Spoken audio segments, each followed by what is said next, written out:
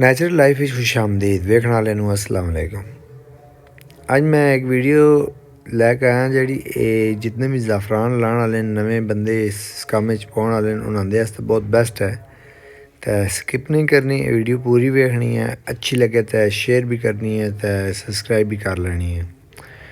तो बाकी video which ये है कि ये ज़ाफरान जड़ा ना इनू स्पैशल प्रोटोकॉल देने की ज़रूरत कोई नहीं है। आम जिस तरह पौधे लगते हैं इसी तरह पौधों में ला दे बेशक कोई मतलब कि वाटर पानी इसनू घट लाना ज़्यादा लाना या क्या आखदे ने इस आबो हवा का ख्याल रखना या इसनू टैंपरेचर दा बराबर रखना, ये चीज़ां कुछ भी नहीं है।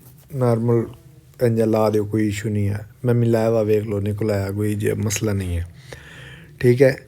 तो इस ज़ाफरान नू ला के तो हुण एक फुल निकल आया। तो मत सोचो कि ये हुण बस फल निकल आया जो मैं लख रुपये कमा सन, लखा ही नहीं कमाने। ठीक है। ये मैं 6 पौधे लाए ना, 6 पौधों तो मैं 12 करने, मतलब कि इन्हों सीड चाड़न। जिस टाइम इन्हों सीड चाड़न इन्होंने वो बीज जोड़े अगे मैं शेयर करने, मतलब कि 12 सन 12 ला दे सन, फिर 12 तो फिर इसी तरह 24 हो सन, मतलब वो 24 अगर ला दे सन, कदें कदें वधांदा वैसा समझाई नहीं। जिस टाइम बीज काफ़ी वध वैसे ने पूरा जो क्यारा लगे आ ना, इस क्यारे में सिर्फ ज़ाफरान ही ज़ाफरान हो सी, तो फिर मैं फल के बारे सोचता।